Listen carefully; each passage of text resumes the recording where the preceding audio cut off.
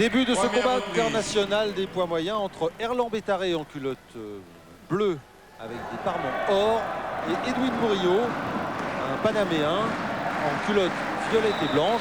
C'est un combat de poids moyens. Pour Erland Bétaré, comme tous ces combats, c'est encore un combat à risque. Oui, tous, absolument, parce que d'abord, il est challenger numéro 1 pour la WBC et même dans une autre discipline. Numéro 2 en WBO. Voilà, donc, je veux dire que c'est toujours lourd de conséquences si ça ne se passe pas bien pour lui, mais bon, on va rester optimiste. Et pour Erland Bétaré, oui, parce qu'il se remet toujours en question et souhaite toujours faire de belles prestations. Oui, et en plus, classé numéro 1 WBC, il espérait bien avoir une chance mondiale contre Keith Holmes, et puis l'organisation du tournoi mondial des moyens l'a privé d'une chance mondiale. Ben, ce soir, enfin samedi,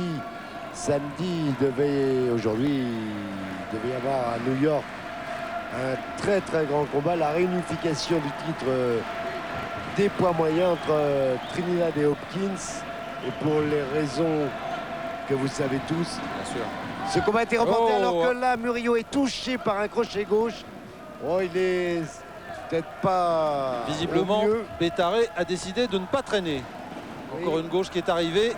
Murillo, 25 victoires, 6 nuls, 27 défaites, 12 KO seulement. Et voilà, sur une gauche, J'ai peur que là, compté par Erland Bétaré l'arbitre qui n'est Daniel pas, Talon. oui, Erland Bétaré qui n'est pas un puncher, lui, abrège ce combat rapidement sur un boxeur qui n'est peut-être pas au mieux de sa forme. Hein, Sa physique. condition physique. Oui, oui. on peut pas dire ça. Quoique pour Erland Bétaré, c'est un peu nouveau, puisqu'on l'avait vu à Mont-de-Marsan mettre son adversaire KO, terminé avant la limite. Peut-être que là, il va faire de même. Un Bétaré qui met ses adversaires KO, c'est nouveau. Ce serait bien pour lui, ça prouve qu'il a travaillé la précision, qu'il travaille la vitesse d'exécution et que là, il a l'adversaire. Encore une droite qui est idéal, arrivée. oui, à la tempe. À la tempe avec un retardement pratiquement. C'est pas. Mais je crois qu'il va pas aller très loin, notre ami Edwin Et d'ailleurs, son Murillo. coin jette Ouais. l'éponge. Son coin jette l'éponge. Et donc, victoire expéditive d'Erland Bétaré. Erland Bétaré qui tenait à saluer les détenus des prisons de Tarascon, d'Aix et des Baumettes, à qui il a rendu visite. Oui, avec Jean-Pierre Di Stefano, très souvent, ils font de bonnes choses, de bons gestes. Voilà. Et c'est bien, dans le cadre de la réinsertion, justement, d'aller dans les prisons et de faire passer un message de champion. C'est bien.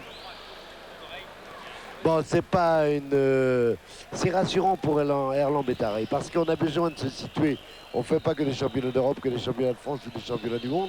Lui est toujours en attente et bon, ben, c'est rassurant. Voilà. Combat de rentrée réussi.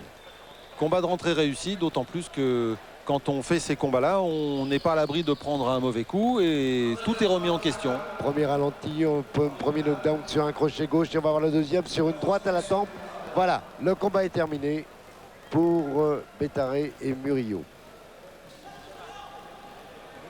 Et déclaré vainqueur de ce combat par jet d'éponge à la première reprise, Erland Bétaré. Et voilà donc 33e victoire pour Erland Bétaré qui, ma foi, a fait un bon combat de rentrée.